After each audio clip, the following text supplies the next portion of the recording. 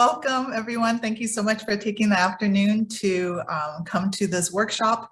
What I will be going over is a very brief introduction to mentoring undergraduate students in research. And the main reason for doing this workshop is to help all of us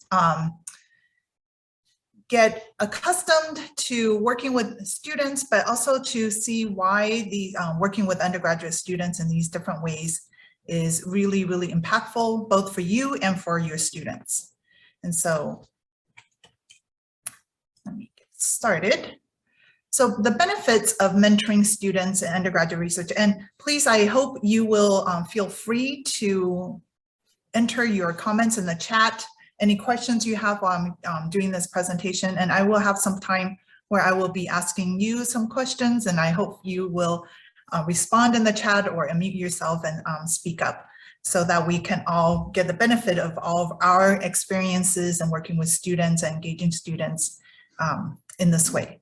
So first, I'm sure all of you know this, but I just wanted to go over it a little bit to emphasize the importance of mentoring students in undergraduate research. So when you work with students in undergraduate research, students really gain an idea of what that research process is like. They not only understand research, but then they will start to get an idea of what being a professional in that field will look like. So instead of being a biology student, they start to envision themselves as a biologist through that undergraduate research experience. They also form a lot of meaningful relationships with faculty members, mentors such as you, and also with other students through that interaction. And this is a way for you to inspire students to be a professional in your field. Oops, sorry. Okay. And the other benefits to students are that they will understand the research process. They'll be able to integrate theory and practice. They'll start to have a tolerance for obstacles, learning how to fail, because we know that research is failure over and over and over again before you get to the successful parts. Learning how to be self-motivated, self-directed, working independently, all of that, building a self-confidence, and all of those are great, wonderful things for students.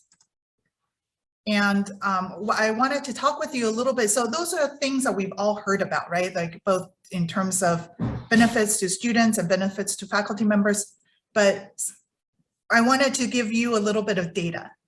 And so it's not just anecdotal evidence that you've worked with 3 students and you had a wonderful experience, and the students all tell you that they love working with you and how much it has meant, and now they're in graduate school. I mean, those things are wonderful and wonderful to hear, but a lot of times we want to see what more broadly undergraduate research and these kinds of engaged student practices have in terms of impact on students. So at Cal Poly Pomona, between 2015 to current time, we've been doing an annual survey of student research. So we send a very short survey out each year in the beginning of the semester. And we ask students, are you participating in undergraduate research? We also ask if they're participating in other research like experiences such as service learning that Diane will talk about later, internships, and other kinds of engaged learning experiences. And between 2015 through 2019, we received over 8,000 completed surveys. And by going through it, you know, some of it were repeats, or for some reason they didn't fill out enough of the information. So we had 6,000 unique and validated student responses. So out of those, you can see the demographics of the students who responded to our survey. They're slightly different than what a Cal Poly Pomona student might look like. It's a little bit higher in terms of female, but overall, we felt that it was a fairly representative sample of what Cal Poly Pomona students look like. And what we found was that students who participated in undergraduate research were roughly twice as likely to graduate as students who did not. And this is after controlling for other variables such as prior GPA. One of the things that people always ask us about when we show this data is, how do you know, students who take advantage of undergraduate research experiences are obviously more motivated, or can be seen as more motivated because they've taken the time to do something like that. Or maybe they had a better GPA coming in, and that's why faculty members pick them to do undergraduate research with them. So those are all parameters and circumstances that could lead students to have a higher graduation rate. And obviously in a short survey that we ran, we didn't want to have a really long survey because we felt that would diminish the number of students who would participate in the survey.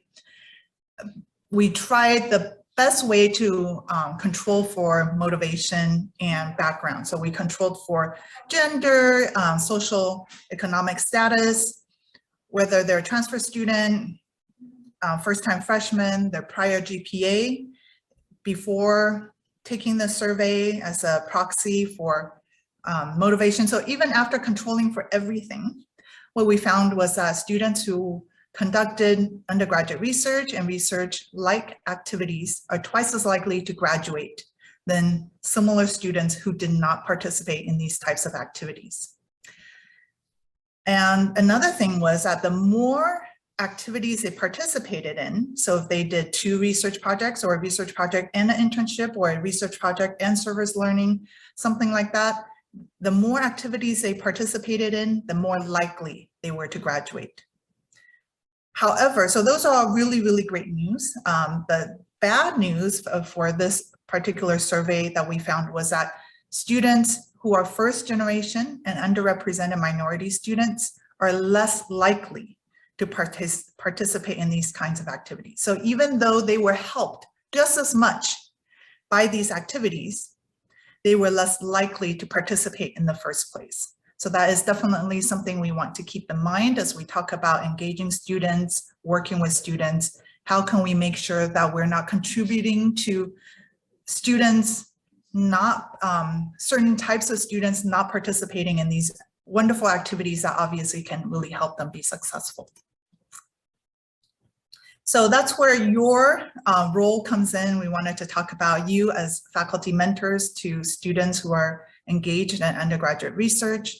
And if I could just see a show of hands, if that's possible, if you could just give me a thumbs up or something, if you're currently mentoring undergraduate students in research.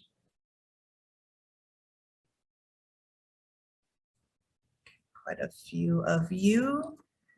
And for the rest of you, are you thinking about mentoring undergraduate students in research, or you've done that before and are thinking about getting back into it? Just would like to see a little bit of reason why you're in this workshop, what you would like to get out of this workshop. See if I could see the chat.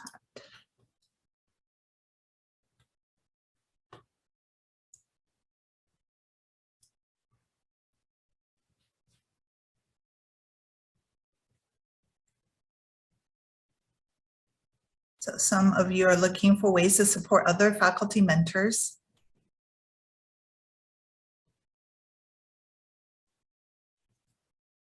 And some of you will be faculty mentors in the upcoming future. That's great. And if you have items that you would like to learn about, or reasons for why you're attending this workshop that you hope to get out of this workshop, please feel free to throw that in the chat so that we can address them. Okay. So before we get started on what being an effective mentor looks like, I just wanted to say that effective mentoring is something that can be learned, but it's really, really difficult to teach. And the reason why it's difficult to teach being an effective mentor is that it looks different. Being an effective mentor looks different for every person, because it looks different depending on who you are, your own style of interacting and working with others, and it works differently depending on the students that you have, right? So it's something that is easily learned by doing it. Once you do it and you look at how other people are working as mentors, learn from your own mistakes and successes, you can learn to be a really, really good and effective mentor and also an impactful mentor. But it is really difficult for someone to just come to you and say, if you just do these 7 things, you'll be a great mentor. So that's the first thing I wanted to say, is that we will share with you best practices, things to think about. But in order to be a really effective mentor, really is something that you learn by doing, as what Cal Poly Pomona likes to say, and Cal Poly SLO. But it is something that you learn through actually being the mentor.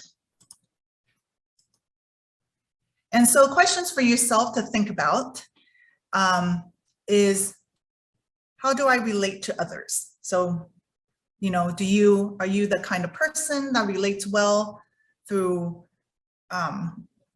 spending time with someone else? Do you enjoy talking to people, or do you enjoy learning about them more through interaction, not so much them telling you what they're like or what they enjoy doing, but just by observing them, interacting with them personally?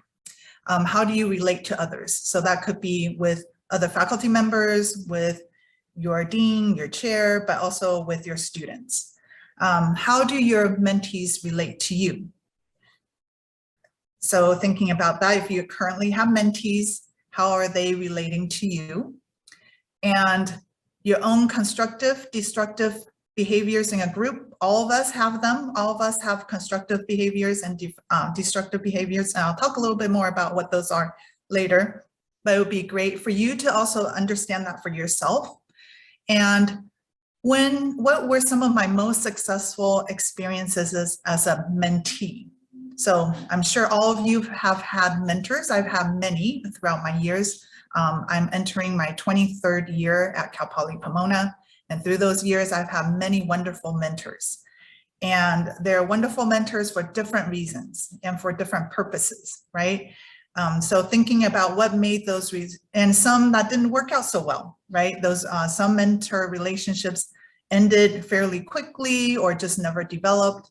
And so thinking about what kind of experiences have you had that was successful and that were not successful, and why? And then also, if you've mentored students, what were some of the more successful experiences that you've had with students? What kind of students were they? And why were they successful? So first I wanted to talk about recruitment. So if I can see if you can enter in the chat, if you are currently mentoring students or thinking about mentoring students, how are you planning on recruiting your students?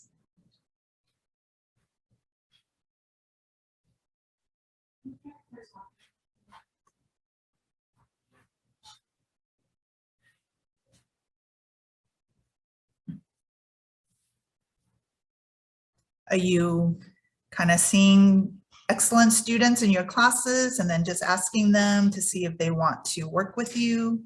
Do you have flyers out around campus? Is it word of mouth? Oh, job announcement. And for Keoming, you say that you hire them, but how do you find them?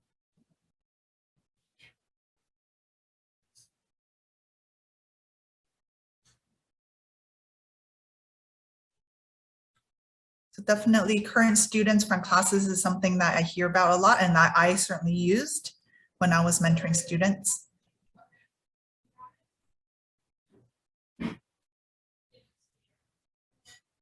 So it looks like job announcements and identifying students and courses are two pretty common ways.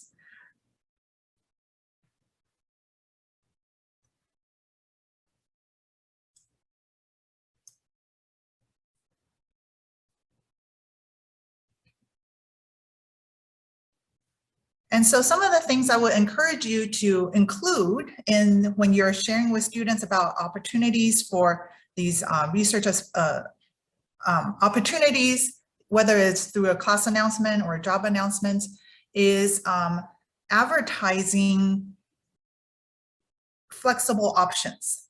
So, you know, are the hours that they will work flexible? Are the number of hours that they will work flexible?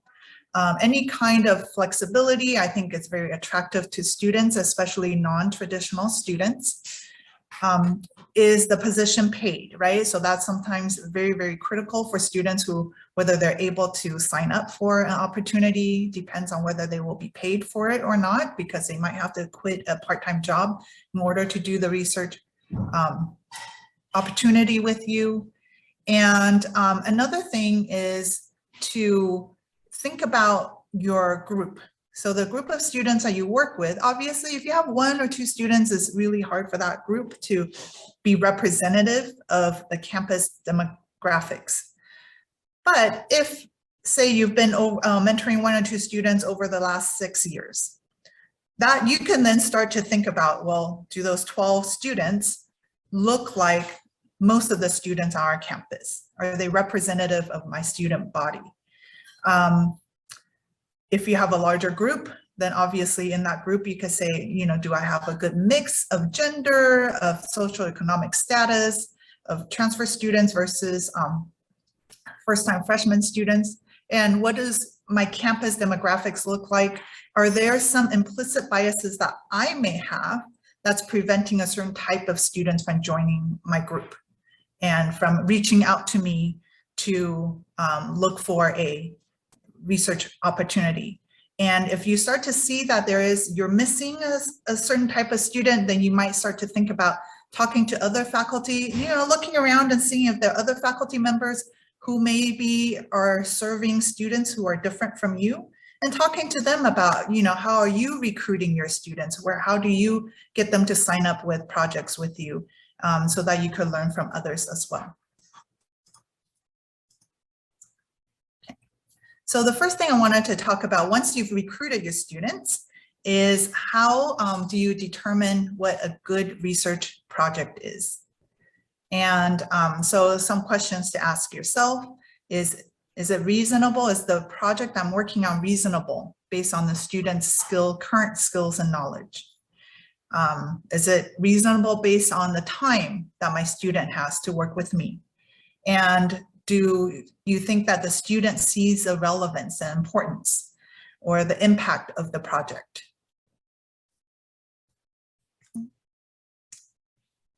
And a really, really important part to any research relationship, mentor-mentee relationship, is clear expectations. So I don't know how many of you already do this. If you can raise your hand or put it into the chat. If you have some sort of sit down with students right at the beginning of a research experience or relationship that goes over both their expectations and your expectations for the research experience. Is that something that you discuss in the beginning? Or do you do what I used to do, which is, great, you're in my research lab. Here are 20 papers you should read, and we will meet next week and talk about those papers.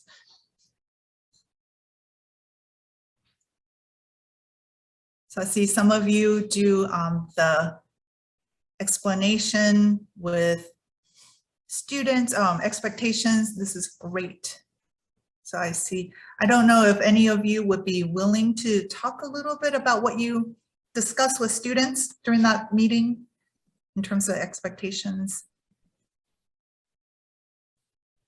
This is Calmon Bank. Yeah, what I do is I talk to them about what do they want to learn, what do they want to get out of this, and also because we do a lot of research here at my center, so I talk to them about how this is related to jobs that they can get after they graduate from Fresno State. So relating it to the job field, and also kind of see what their background is, so I know how to help them get to where they want to go. Because yes, they're working for me, but also I'm working for them. I'm trying to help them get to a point where ultimately at the end of the day they can get a job. So that's my purpose of it. So and you know, it's pretty good. A lot of the kids that come work for me, they get jobs right after they graduate, or they're agronomists or whatever they're doing now. So yeah, that's kind of the idea behind it. Thank you so much. Kalming, is that how I should pronounce your name? Close, it's Kaomine. Kaomine, thank you. So yeah, thank you so much. I really appreciate what you've said. A lot of it is asking the students what they want to get out of that relationship with you, right? What do they hope? Are they hoping to go to graduate school? Are they looking for connections to a network, to a job right after graduation? That way you know how to direct them to different opportunities. And that it really shows the student that you care, and they're much more likely to work really hard for you and do a good job and be conscientious about their work if they know that you care, first of all, but also that what they're doing is going to have an impact on their future. And then, but what about expectations of you for them? So Kaomine shared a lot of really great things that the students talked to them about in terms of what the students would like to get out of that relationship. Anyone willing to share what you talk about in terms of what you expect out of your students? Hi there, this is Ray McNish at Cal State Bakersfield. Can you hear me okay? Yes. Yeah. Okay, so I have this document I give the students when I have a first sit down with them. And in my expectation section, it's like numbered out and things just, some of it's like what you would hope is common sense, but it's not always common sense, right? Because it's new to them. Like what's the time commitment, communication, supporting one another, working as teams, participation, you know, honesty and data management. So some basic expectations for working as part of a team and also for part of a research group. But then those expectations change, or not, I guess there's more of them, the more involved they are in research in the lab. So another part of my document is the positions. So a technician, a researcher, or a project leader. And so there's more expectations with the further along a student is, and that outlines leadership, mentorship opportunities that I expect students to have if they're like leading a project, and funding, like where do they get funding? How do I get funding for them? And opportunities within the university and externally. And so all of that is in there for the students so they can have a clear perspective of what they might be committing to.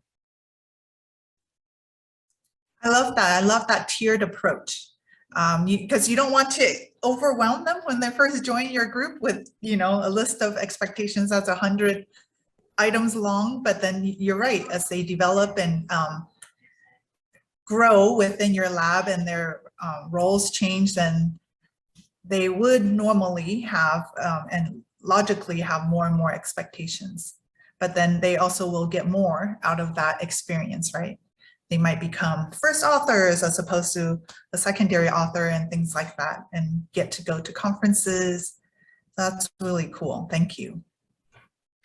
And something that Ray shared was that sometimes you have to spell out things that are really common sense to you, but not super common sense to somebody who has never done research before, right?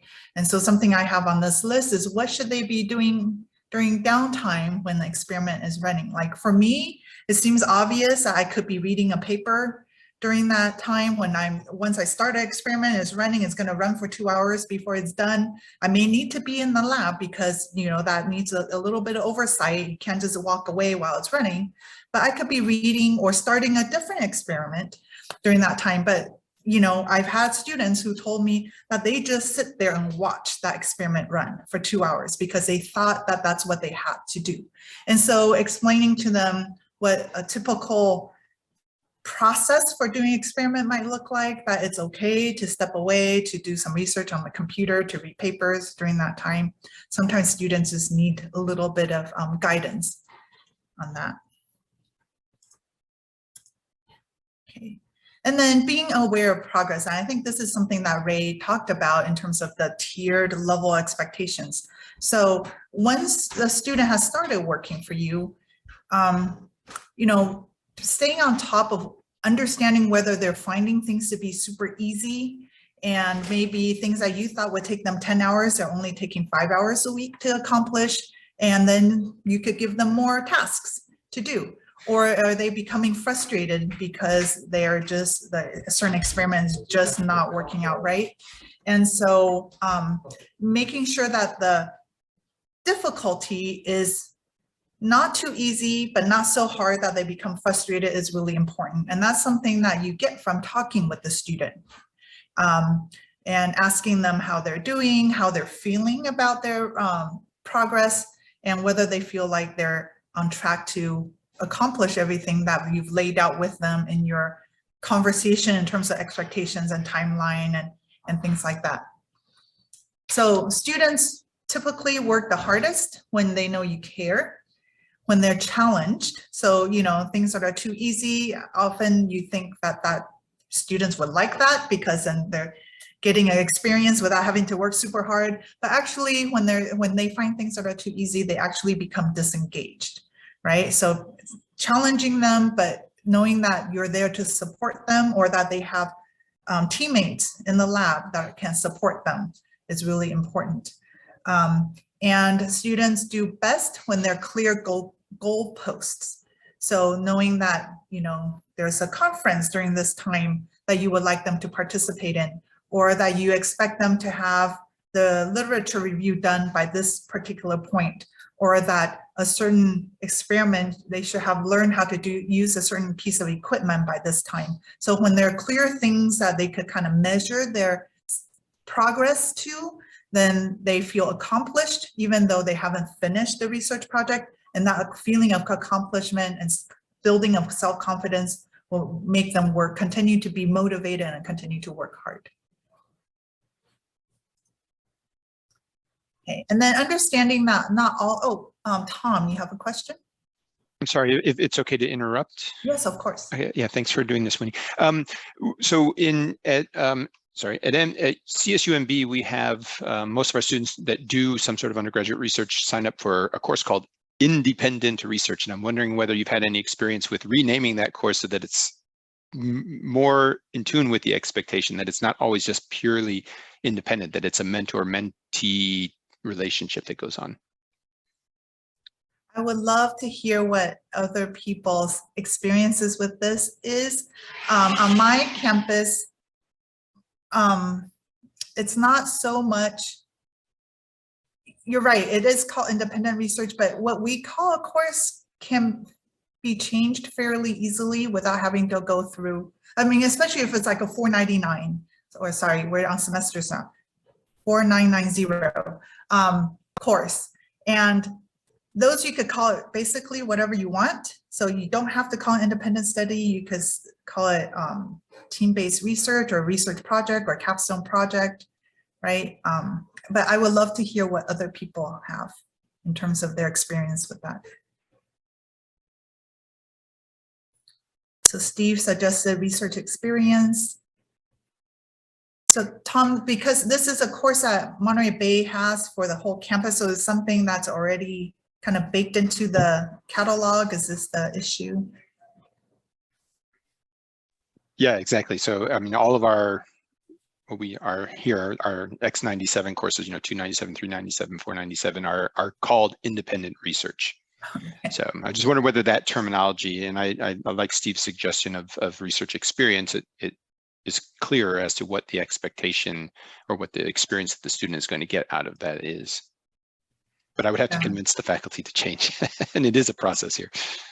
Yeah, I think that is sort of a traditional historical leftover thing, right? When it was really kind of independent research for students, but like with a very minimal amount of faculty oversight, but it's certainly not like that in most STEM fields anymore, and probably not the case for most disciplines at all. Yeah, so that's something I think in terms of a catalog change, it needs to go through your academic senate and maybe your office, I don't remember, the Monterey Bay office for undergraduate research, UROC or something like that, might be able to spearhead in terms of that effort. That's a good point. And so in terms of looking at motivating your students to continue to work hard for you, it is also important to realize that not all students are motivated by the same things. Some students are really, so we've done some less rigorous studies of why students participate in research and research activities, like what initially motivates them. And that motivation could change once they start the research and they find it just super exciting and interesting, and then their motivation changes. But initially, a lot of students participate in undergraduate research because they believe it will either help them with their career or help get them into graduate school. So those are the two things. So if you're advertising for undergraduate research students, those are some of the things that you could highlight in your job announcements, like, you know, looking to build experiences so that you're a competitive candidate for a job, or looking for graduate, looking forward to attending graduate school, do undergraduate research, right? So those are things that you can emphasize. But sometimes students feel like, if they feel that what they're doing has an impact on society, then that's what motivates them. So it is good to talk with your students about what is motivating them to be in your lab and to seek out this opportunity to working with you. And that way you can continue to remind them as they're working through, and when they hit those obstacles, when they have experiments that don't work out for 7 times in a row, you know, you could remind them, this is, even though your experiments are not working out well, you're building really, really critical skills for your future job. And, or you're building skills, you're still contributing to the overall research community by finding out certain things that don't work, and you're still contributing to that larger society. So understanding what motivates your students will also help you continue to motivate them. Okay, so just some of the things that if you take the time to get to know your students, to talk with them about their motivations, they will definitely feel like they matter to you, that they belong in your group, and that they can make a difference. And these are things that are really important for students to experience, especially for non-traditional students.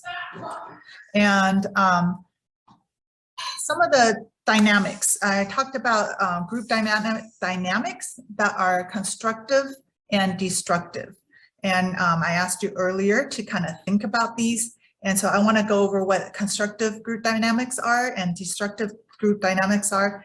And I won't ask you about your destructive dynamics, but I would love to hear a little bit about your constructive group dynamics that you personally have.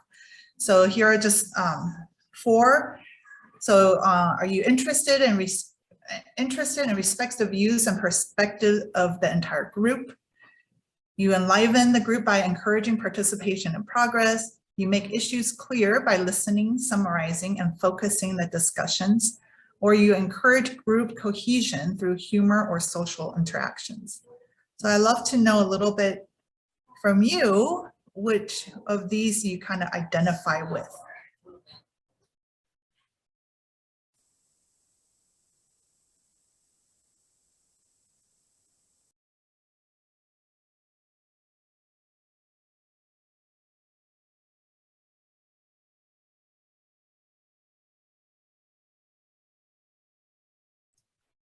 Ever and I are in the same group, so hopefully you would agree that I try to encourage group cohesion through humor or social interactions. Unless they're really not funny jokes, and it becomes more of a destructive group dynamic.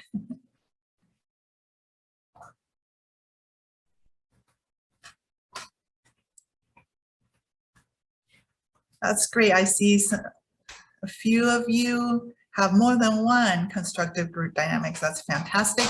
So it is great if you could share this list, and we will be sharing this PowerPoint with all of you. And so it's great if you could share this list with your students as well, because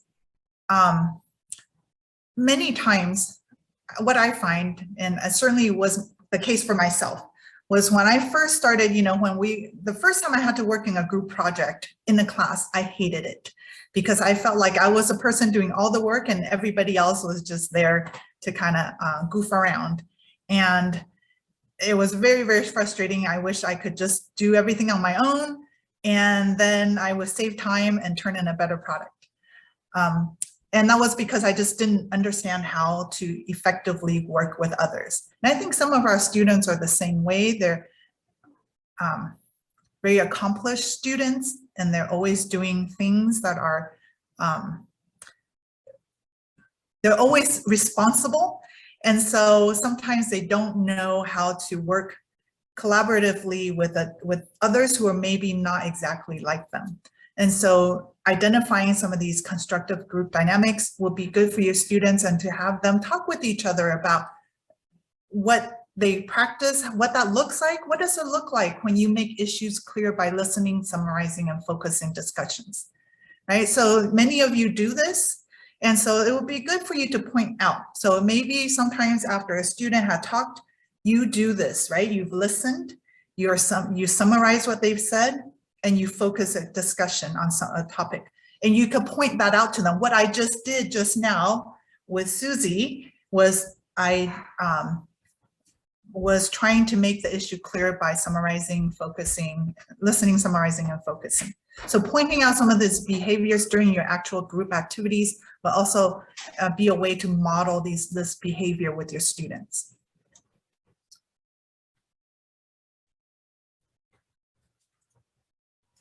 And then destructive group dynamics.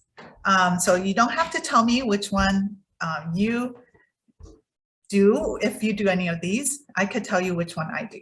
Okay, so you can take too much time expressing self-views and opinions. You end up telling stories that go off topic and just take up a lot of time in the meeting. Or you could be the opposite, and you rush the group to move on before the task is complete, or before everyone's had an opportunity to express themselves. You remove yourself from discussions or decision-making. You disregard or minimize group or individual ideas or suggestions, and you impede progress by saying this will never work because ... Okay, so the one I do is the third one. I remove myself from discussions or decision-making when I feel like things are not going my way. So if I feel like the path or the direction of the meeting, or the people who are in charge of the meeting is steering it towards a direction that I don't agree with, and because I'm often averse to confrontation, so instead of speaking up and saying, well, how about if we think about it in this different way or this other way, I just say, well, never mind, they're not going to do it the way I would want them to do it, so I'm just gonna sit back and just listen but not contribute. So that's my destructive group dynamic. And so that's something, you can also ask your students to kind of think about what they do. They don't necessarily have to share with everyone else in the group, but if they could just think about what they do, even if they can't correct it immediately, just being aware of some of the destructive dynamics that you exhibit, then you can at least be on guard to not do that. And Priya, you say you're guilty of number one. Would you like to tell us a story of when that happened? I'm just kidding. Oh, I'm a chatterbox, and I'm really good at rambling, as my students in class got to find out today. And it looks like Tesfa is the same. We have quite a few. Okay. So the discussion for this group should be great. We have lots of stories to tell. All right. So some of the things that you can discuss with your students to help them feel more included in the research environment is explaining to them that science is not a bubble, that sometimes the things that we're doing in the lab can seem very isolating, right? Like when are we ever going to use this? What I'm looking for here probably will not impact anyone for another 30 years. Some of you may be doing, I know, probably, like when I've heard Steve talk about his research, I think it's like immediately applicable and students can see exactly how they're contributing. But some of the things I've done in the past were just looking at material properties and like why a material property might change depending on what we do to it, or like adding something to it. That can seem very, very esoteric.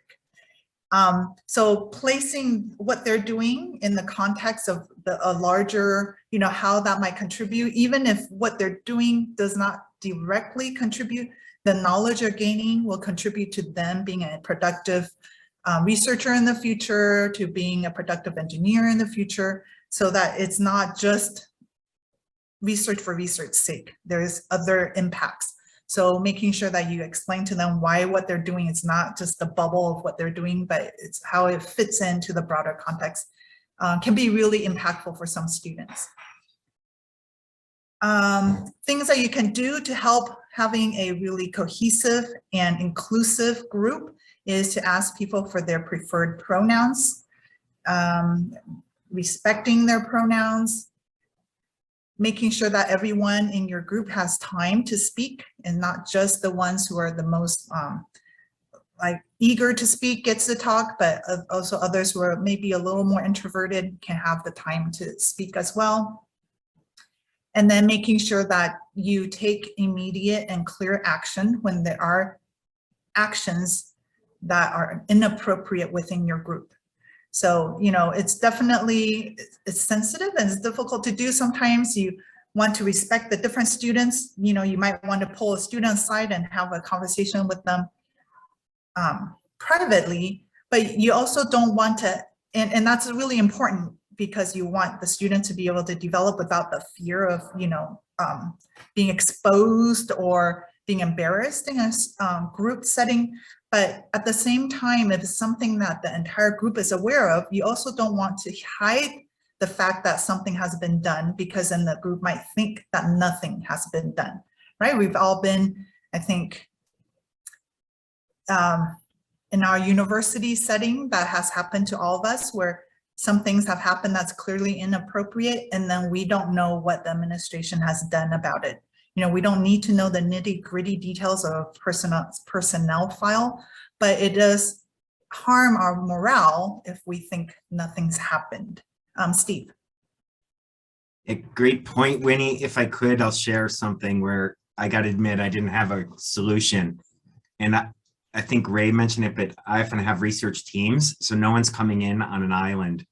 They start and then they are trained by someone senior to them, usually underclassmen, just for quality control measures or procedures. But I recently had some very high flying, high achieving students, and came from different cultures, let's say, and they were given the same tasks, same jobs, like you work together to achieve these. And one of them just took over and was making the decisions. And the other was, I could see it meekly kind of standing by, but I got to confess that it was a bit difficult to approach that. I would ask the more retreating person, is everything going okay? Are you comfortable with the amount of work and how it's going? And I got to confess, I was sensitive to the risk of asking the fast mover, the controller, to slow it down because it was really productive. And then the person seemed to be retreating. I don't know and how to bring up, is this your comfort zone? Or are you uncomfortable with that person taking charge and you want more say? You see what I mean? So I got to admit, I was wary of turning off both of them. And then you see, not having the problem blow up when the productivity was okay. Yeah, for sure. Yeah, no, that's a great point. You don't want to, if both are really happy, you certainly don't want to make it so that both become unhappy, but you also are aware that their development may be hindered a little bit by either not participating enough or not learning how to allow others to contribute. I wonder if anyone in the group has. And additionally, I didn't want to project my expectations or my assumptions of gender and cultural roles. I was really wary of that, honestly. Got it. Yeah. Okay. So it's got the cultural and gender aspect. Perhaps, I don't know. That. Yeah, maybe. Yeah. Yeah. So Marianne suggested maybe using a quick survey, anonymous survey. Anyone else have encountered this, Tesfa? I think one way I have dealt with it is to have to break down the what is being worked on into different pieces, and actually spending more time with a student who is not doing as well, and then kind of basically paying more attention to them to bring them up to where the productivity can match. So I try to make sure that each person has a specific deliverable that is unique, to avoid that intersection where someone can hide behind someone else's kind of productivity. So I think that was one way I tried to address it when it happened in my case. I just want to clarify, it wasn't about productivity issues. It was more someone took the lead position in their joint effort. And it was a task that needed at least 2 people. Usually I have 4 people, a team of 4 on this task. It was just those 2. And yeah, it was just one person taking charge in the communications and such. So Yeah, it's a little different. And then I Understand think your point. Priya unmuted herself, and then after Priya, Ever.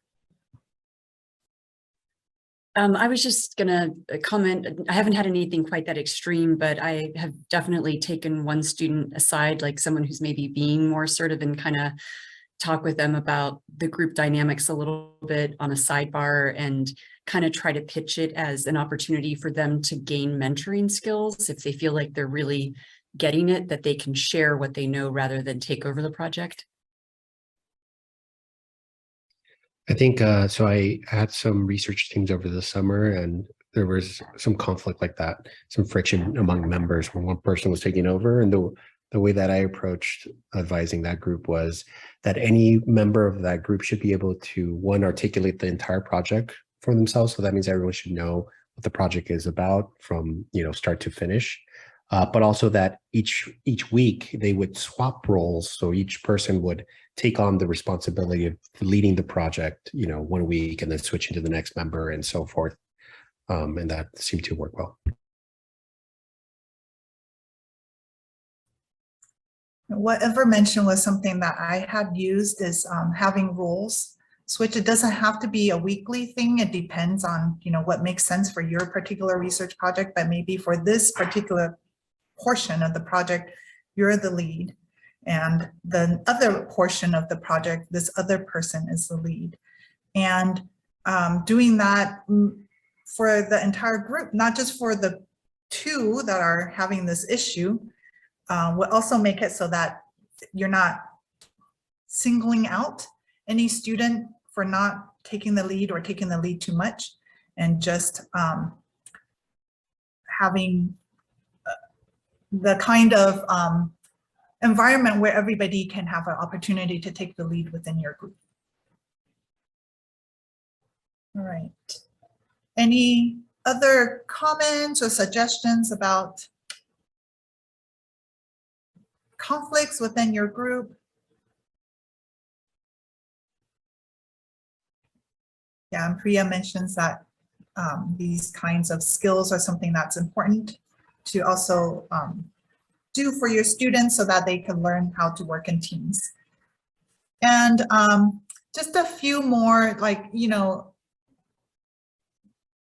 thinking about the fact that you're the mentor and you have the power, right? The students don't have the power, even no matter what a wonderful mentor you are and how friendly you are and how equitably you treat your students, there's still a power difference between you and your students. You're the mentor, you get to decide what grade they get, you get to decide if they stay on your project, you get to decide what kind of recommendation letter you write for them.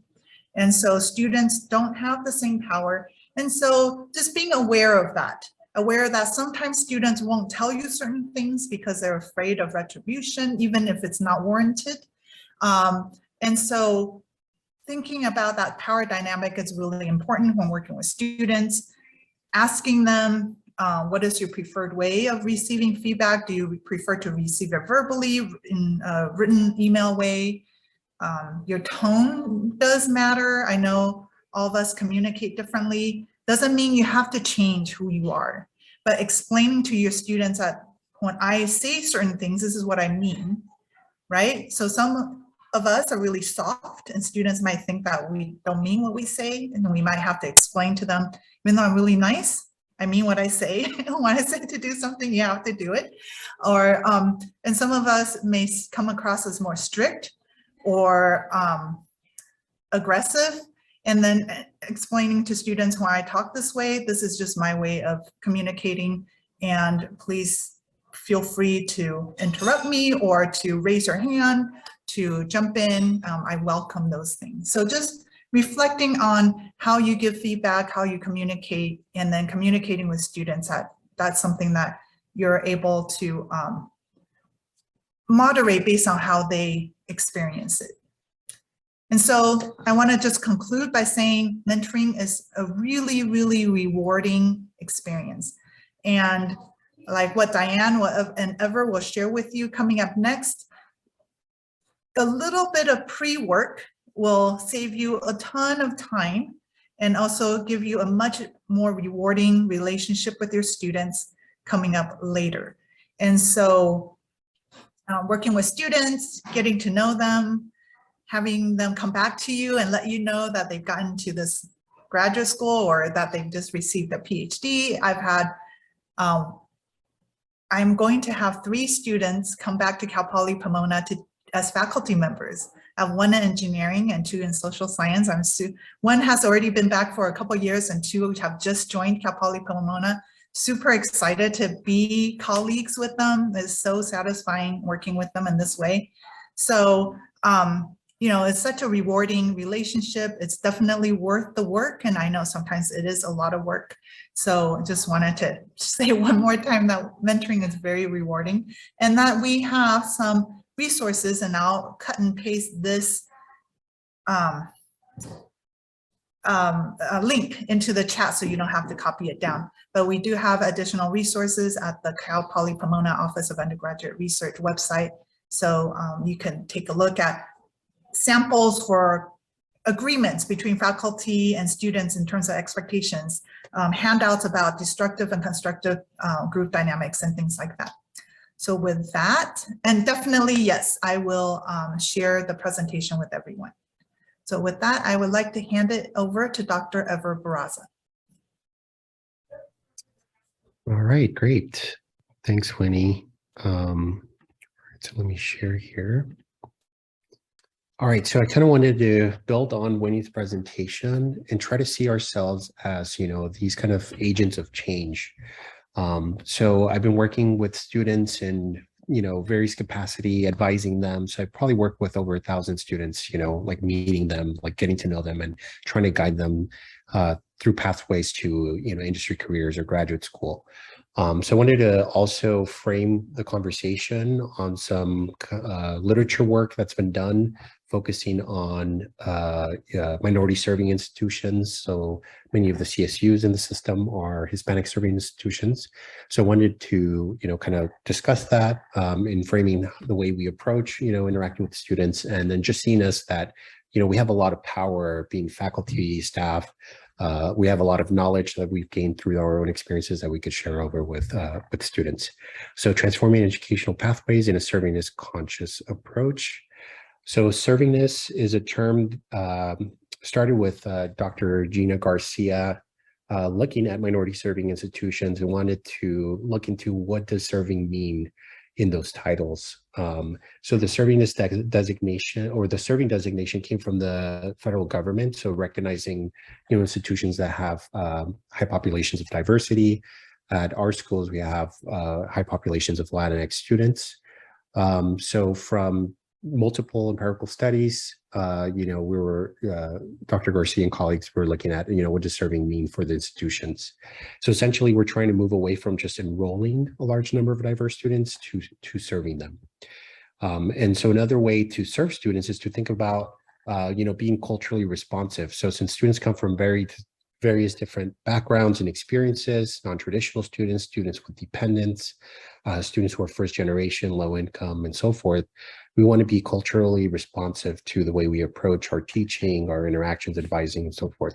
So culture responsive strategies allows us to take into consideration pedagogy, practices, and policies that create an inclusive school environment by considering the intersectional dimensions of students.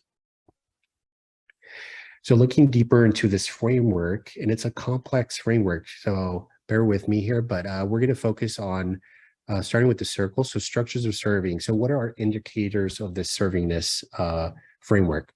So one is having intentional, mission and statement values that we're trying to serve, students in a way that's equitable, having diversity plans, having grants to create intervention strategies like HSI grants are good means to provide support services that maybe don't exist, and also to be able to bring in more support, because again, how Winnie said, it's a lot of work to put on our shoulders to do this advising work. So maybe bringing in grants, we could hire folks that can help us out with that labor. Institutional advancement activities, again, bringing in donation money, engagement with Latinx community, compositional diversity. So, as we're part of these search committees and hiring faculty, are we receiving a diverse pool of candidates? So placing ourselves there in those decision-making spaces, culturally relevant curriculum and pedagogy. And, a lot of faculty have trouble with it in terms of like, how can I embed culturally relevant pedagogy in a math class or in a science class or that kind of thing. So there's some examples that exist out there, and you could dedicate, the first week to really getting to know the students, setting those expectations and class norms so that they feel like they're contributing to their own success. And it's a reciprocal type of learning. We're learning from the students and they're learning from us. So sharing our experiences, letting them share their experiences early on in the class sets a good, mode for the class. Programs and services. And again, some of these programs may exist and sometimes they exist for short term. As soon as a grant ends, the program ends. So how do we advocate to sustain a lot of these interventions that work? Leadership and decision-making practices. So looking at data, like when you mentioned that, students that are involved in undergraduate research are more likely to graduate. So how can we leverage the data to create more opportunities for students to engage in those activities? Validating. Okay, so now moving down. So some of the things that we don't think about sometimes is we think about a lot is academic outcomes. So the GPA, course completion rates, graduation rates. But one of the things that we don't consider sometimes is the non-academic outcomes. So as students leave our class, is it a transactional experience or are they actually moving on and being successful? So actually, so we want to make sure that we care for the student beyond their interaction with us in a classroom. So that's a little bit about that framework. So moving into this, kind of defining culturally responsive practices. So from Santa Maria and Santa Maria, they pretty much define it as, leaders having or educators having high expectations for academic achievement. So what does this mean? So it's not just, making classes difficult. I think it's more like motivating students and letting them know that you believe that they could be successful in the class. That the reason why they're in the class is because they belong there and they have the ability to get through the class. And I think sometimes students don't hear this, and there's a competitive nature to some of the courses, or there's some stigma in some courses that, they come in maybe like organic chemistry that more than half of the students will fail. So how do we change that discussion with students that they're there and you're going to make your best effort to work with them so that they could be successful in passing those courses?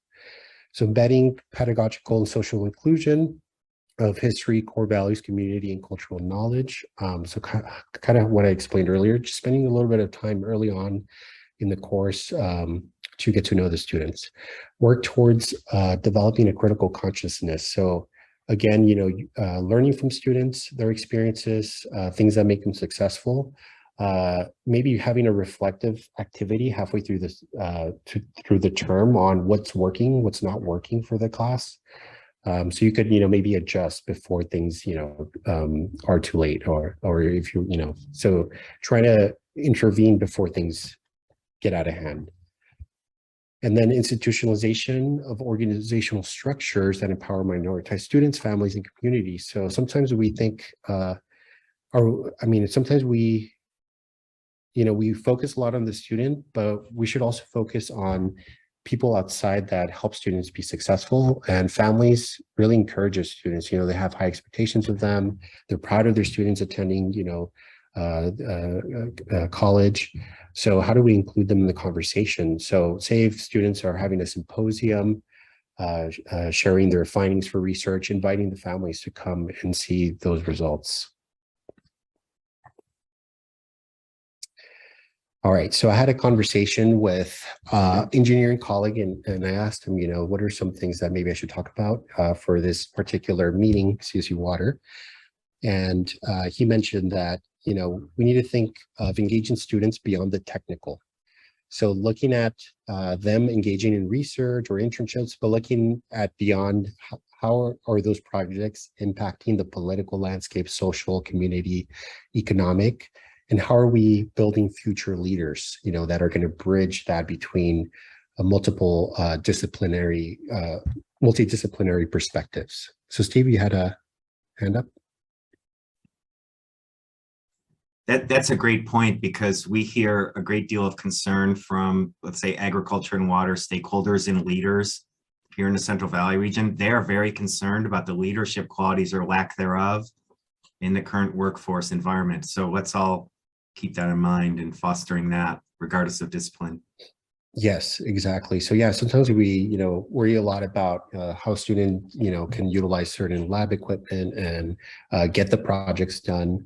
But we want to also focus on building future leaders. So, them working collaboratively, taking leadership roles, communicating information, reaching across disciplines. So here we have some, plant science and agriculture science, but we also at Cal Poly Pomona have aerospace engineers work with them for precision agriculture projects. So there's opportunities for that kind of multidisciplinary approach to solve some of these complex issues.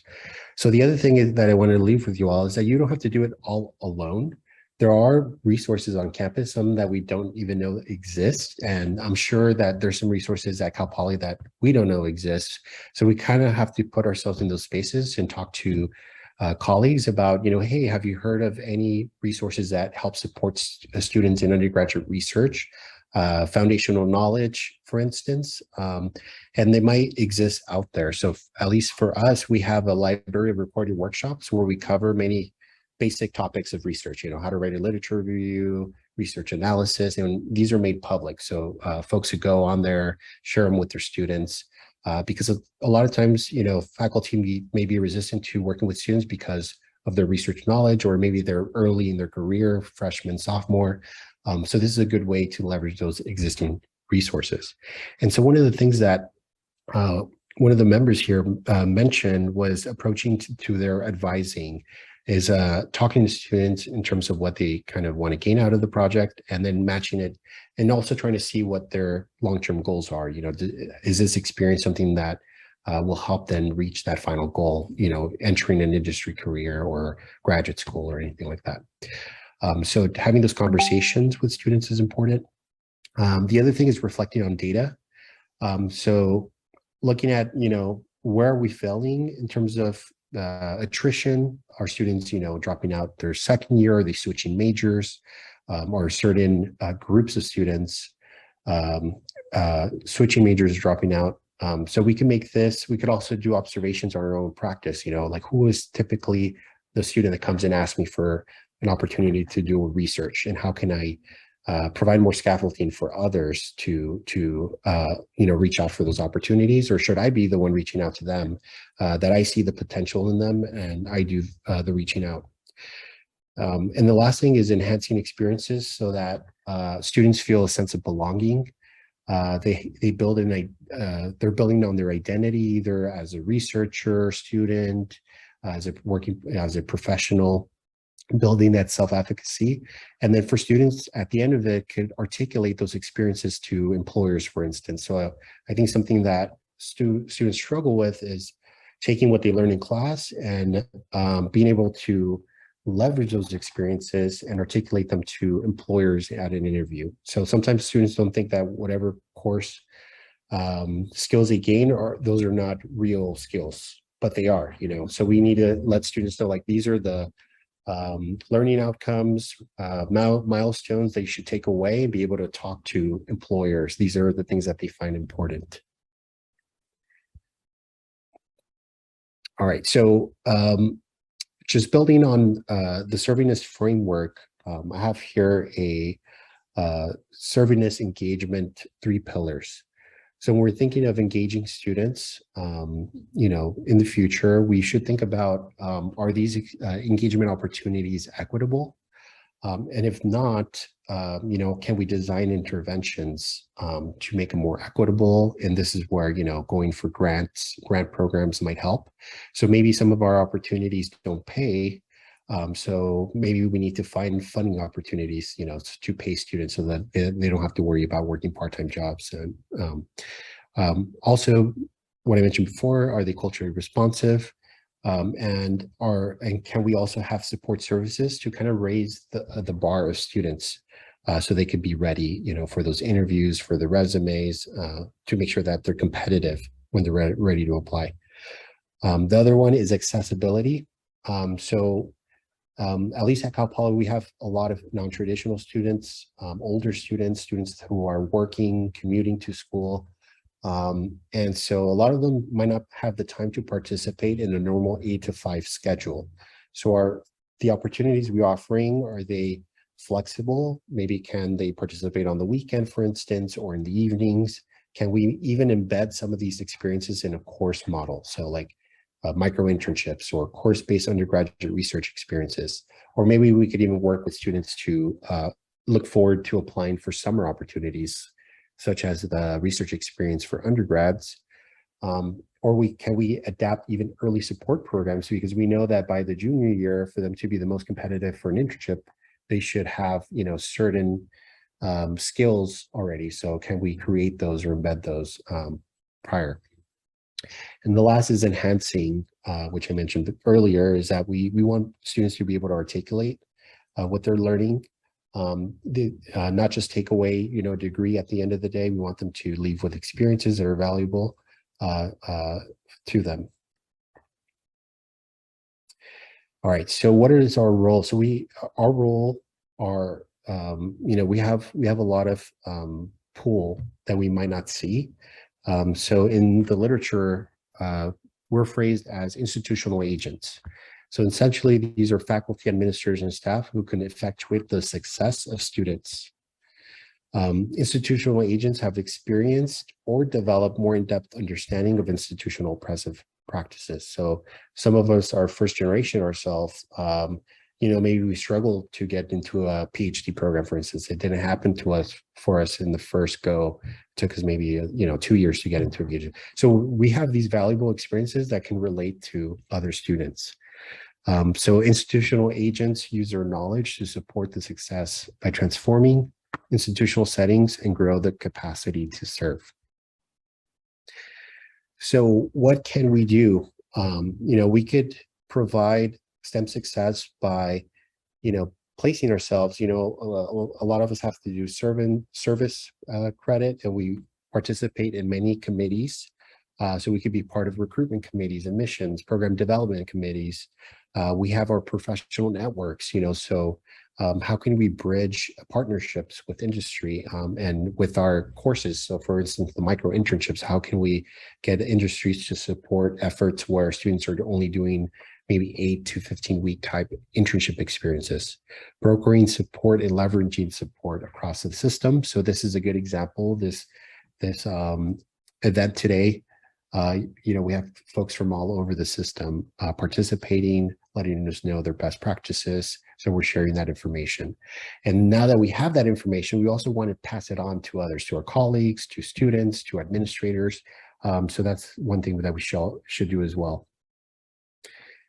All right, so I wanted to move into a couple activities here just to get us, kind of brainstorming on, the power of being a mentor, but also in creating future leaders through high impact practices like research project and internship engagement. So if you could participate in this mentee activity here, so I'm gonna,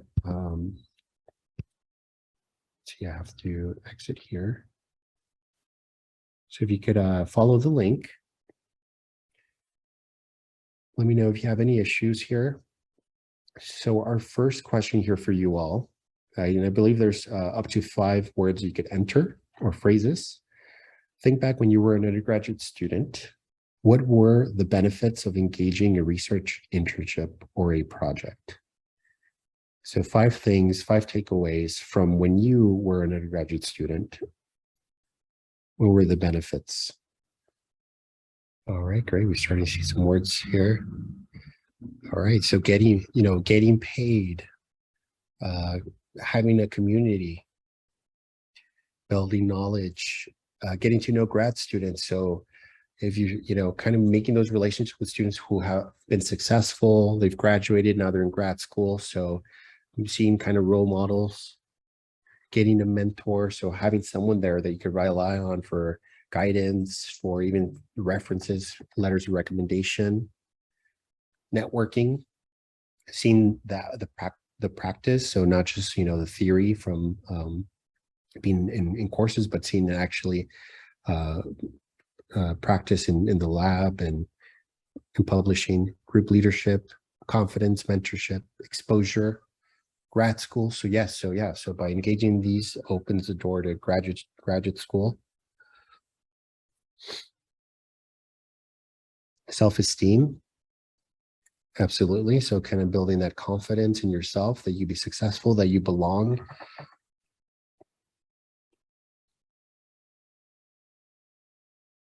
All right, and then we have a comment in the chat. I did an internship and it was wonderful to see the real world and feel like contributing to a product people use. I did it at a gas factory producing oxygen. Great. Experience for career. Experience. Yes. So, I mean, a lot of employers ask for 2 years of experience, for some of these entry-level jobs. How are students getting these experiences right before they graduate? So definitely, helping them build that experience that they're searching for. Awesome. So I think there's one more question here. All right. So what skills, knowledge, or experiences should students leave after graduating? All right. So students should leave with skill sets, confidence, research design, maturity, data analysis, teamwork, definitely. All right, so teamwork seems to be a big one.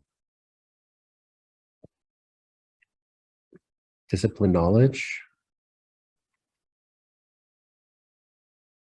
So again, networking. So nobody mentioned that they should take away something they learned in a course. Just kidding. So yeah, so these are great. Curiosity, confidence, network, problem solving. Great.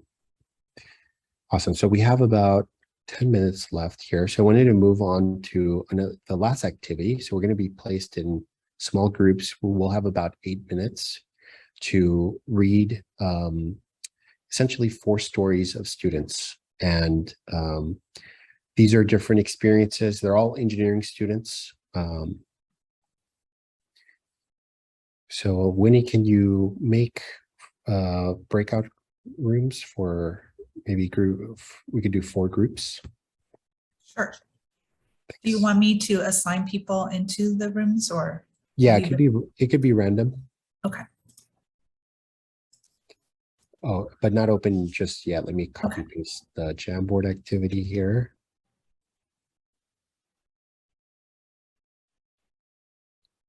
And then 1 second before we move on to there. So yeah, so we're going to be looking at these 4 students that have very unique experiences. So if you could read the experience and just think as you're advising them, right, through their career, what are some tips or things that you would use? So if you could follow the Jamboard activity, And depending on your group, so if you're placed in group 1, if you could go to group 1, if you're in group 2, you're gonna have to scroll to group 2, and you could use sticky notes to write some notes on how you would respond to those particular student stories.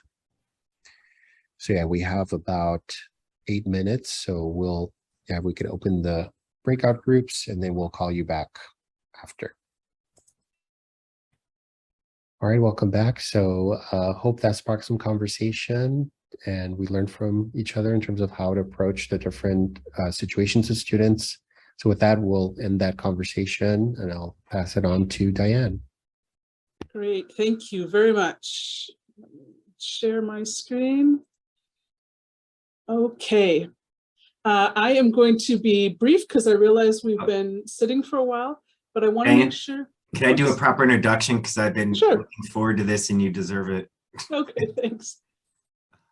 So Diane Podoske is the director of CSU San Bernardino Office of Community Engagement. One of her responsibilities is to connect CSU-SB students and faculty with local nonprofits, schools, and government agencies for service learning and community-based research projects. Diane is originally from Minnesota and studied educational psychology at the University of Nebraska-Lincoln. And Diane was one of the first people who reached out to me when I sent that introductory message about the transition of WRPI and CSU-WATER to Fresno State. And everyone spoke of you in such glowing terms. And Diane did this. She sent me, oh, I'm sorry, it's not coming in clear, this book. Oh, sorry. And in 6-point font is her name. She authored this book on new partnerships for a new economy, a guide to effectively prepare STEM students for careers of choice. And it's really wonderful. And I'm so glad that you shared that with me. Thank you. Oh, you're welcome.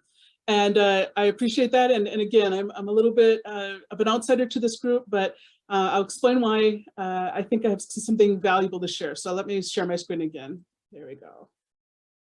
Okay. So my task in the next couple minutes is to help you, help students make the most of their experience without drowning yourself in a bunch of extra work. And I think that that's one thing that an internship or research experience can add significantly. All the things that Winny and Ever talked about are great, but those take time. And so I want to share some shortcuts that we've learned along the way in the program that we wrote the book for, which let me advance my screen, maybe. Yes. Okay, so this is the book that we wrote. It was the result of a Title V grant that we had from the U.S. Department of Education. We actually became an exemplar program nationally and wrote a book about it, and then went to different CSUs and shared this, and some CSUs have actually adopted this model. The key to our STEM program was the use of the Career Center, the Community Engagement Office, and Alumni Relations, which seems like kind of odd partners for a STEM program, but let me talk a little bit more about why. So here we go. Here are some of the skills that we would like all of our graduates to have. And you can see we have oral communication, written communication, all of these things. These are not necessarily learned in the classroom. Sometimes people call these soft skills. And we hope, I think, as people who care about students, that they're going to get some of this experience in either an internship or an experiential ed or research experience.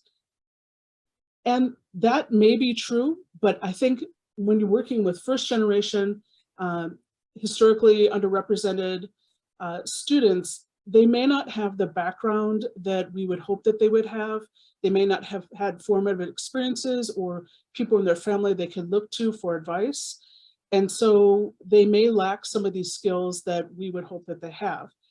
And I can say from experience that if you have a student who really lacks in professionalism or lacks in workplace communication, even though they may be academically brilliant and able to do the internship or the research experience in the community, it may actually sink your program.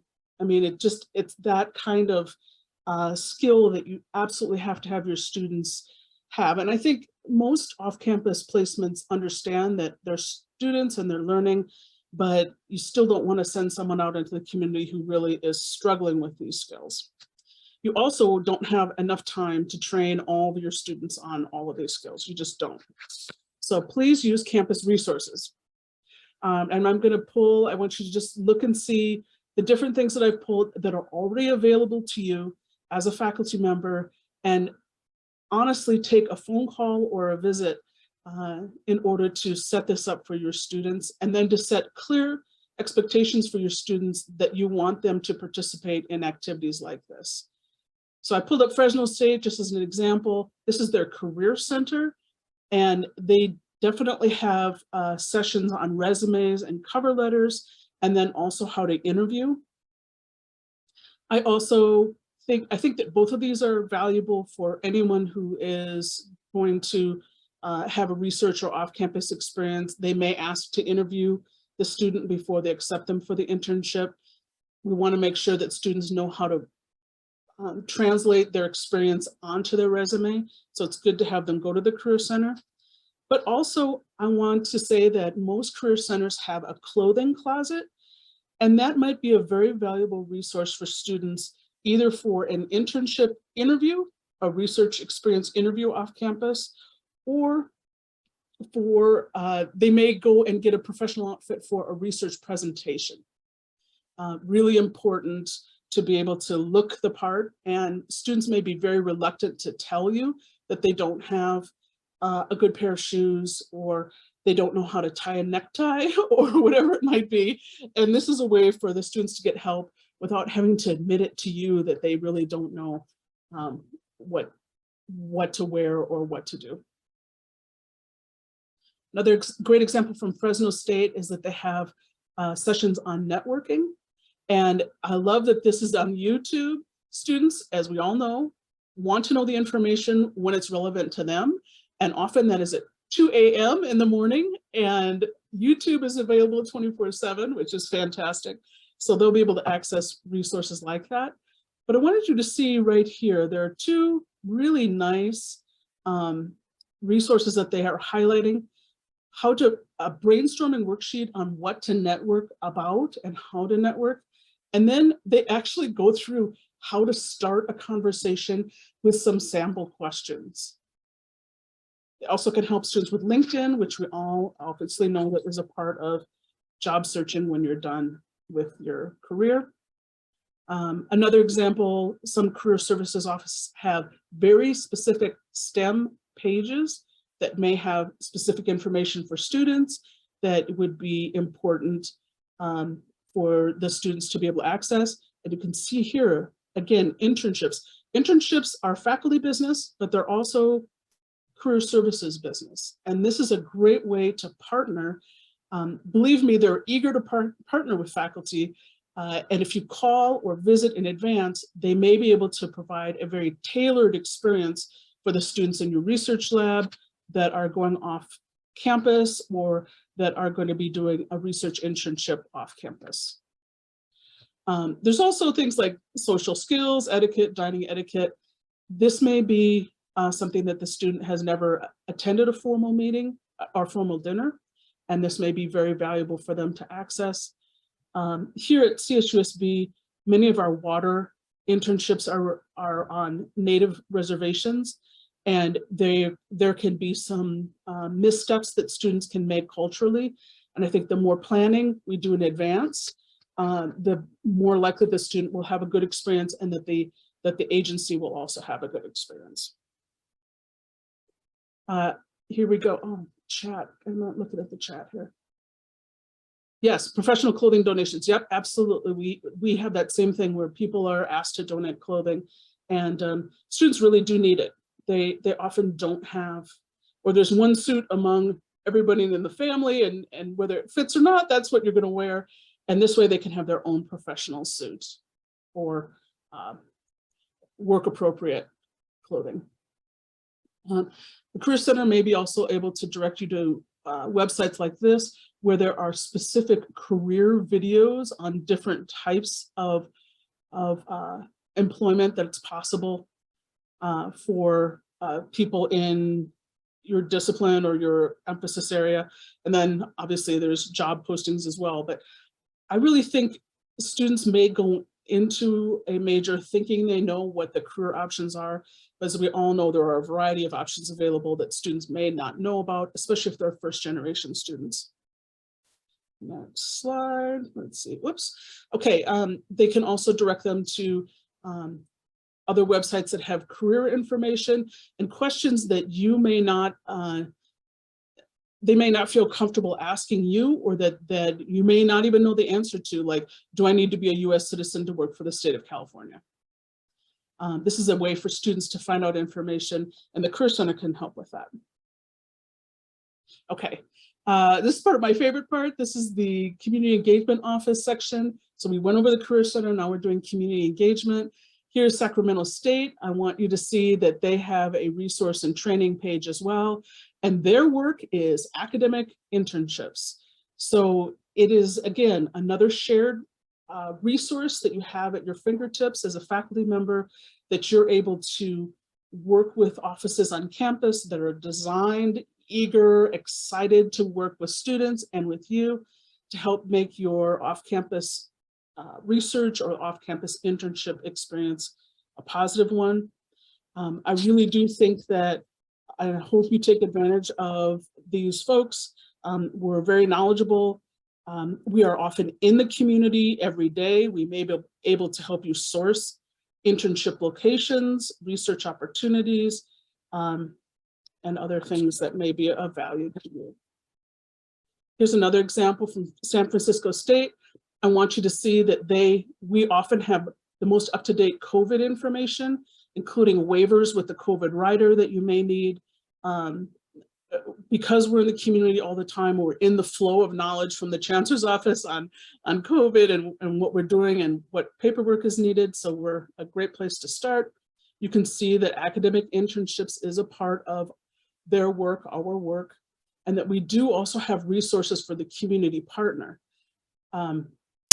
There are times that community partners work with our students and have questions about, they're not as sure about how to write an academic letter of reference that would be appropriate for graduate school, because perhaps that professional has never done that task before. And we can definitely help provide them with information. Service learning, yes, absolutely. And there's many, many service learning opportunities that we may know about that could lead to a research internship or could be just a service learning internship. There's nothing wrong with any of that. Okay, hey, you're thinking, how do I connect with these awesome community engagement people? There is a website at the CSU. There's one of us for every single CSU campus. So anywhere you go, we're around. We also work together. And so we work on regional projects and other things like that. So we are available and super happy to help you. Okay, finally, the last piece, I talked about the Career Center, I talked about community engagement. The last piece here is networking, which we all know it is not only what you know, but who you know. And who you know happens by networking. One of the things that I think we may not always think about is the power of our alumni network and how our current students can connect with alumni who have gone on to have opportunities in the field that they are able to share their experiences and share their knowledge and network and a bit, maybe job opportunities. So let me stop here. Steve. I can't hear you, Steve.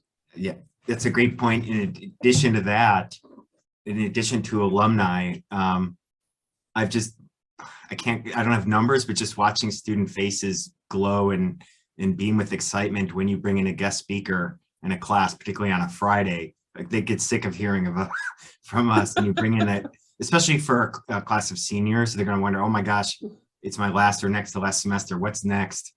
And to hear those experiences, and if you ask the speaker to share about who they hire and what they're looking for in recently graduated students to join their workforce is engaging. Also, to great effect is the use of near peers. So for example, students that were working in my lab or in the class I stay engaged with, and if they're like say 2 to 5 years out of that program, they could say, I was sitting in this room in that seat 5 years ago, I was you, and here's what I'm doing, and here's what I did to get there. It's that near peer experience, and if they could relate to that much more than us just talking about our academic trajectory, which is not that relevant to 98% of them, except for Winny.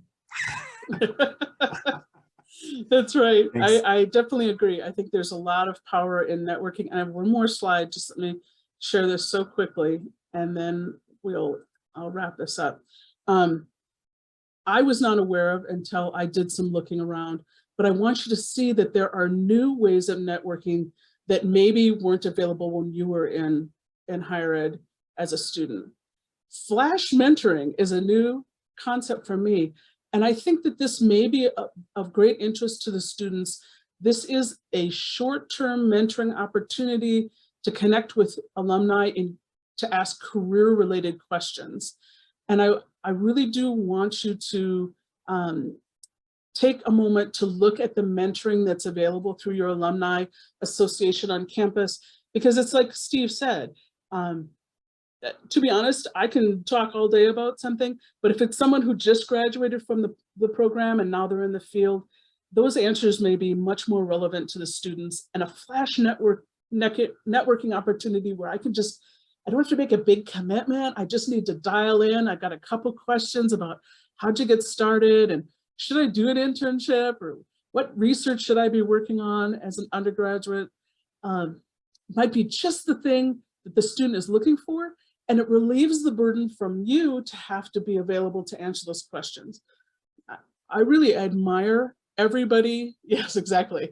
I really admire everyone on this call and the faculty who engage in this work. Mentoring is awesome, and it's a time commitment.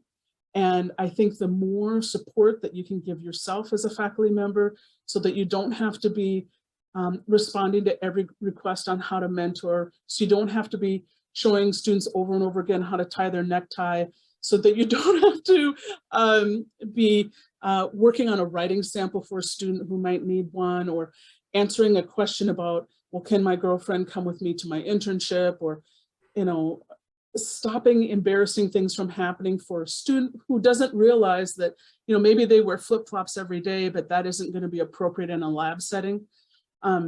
It just helps to have that support around you, and please take advantage of it, because it's there. And I know that all of us in those offices are eager to work with faculty to support our students.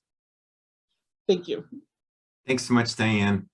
And huge thanks also to Winny and Ever for taking the time to talk to us. And I'm so excited to implement some of these. I want to round up all my lab people and say, get in here, let's talk and have fun. So thanks so much. And thanks everybody for hanging in there. I know some people had to take off to other appointments, but for Wednesday afternoon, it's pretty good. And so I put in the chat our next CSU-WATER event. I'm sure you're already on our listserv or engaged in other ways. And that will be September 23rd. It's a Friday morning. And that will be navigating the Fulbright application process.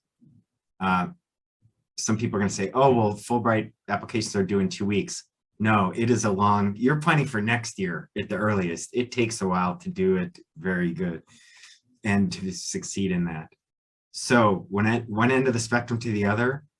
So share the word with your colleagues on what we learned here. Any closing questions or comments?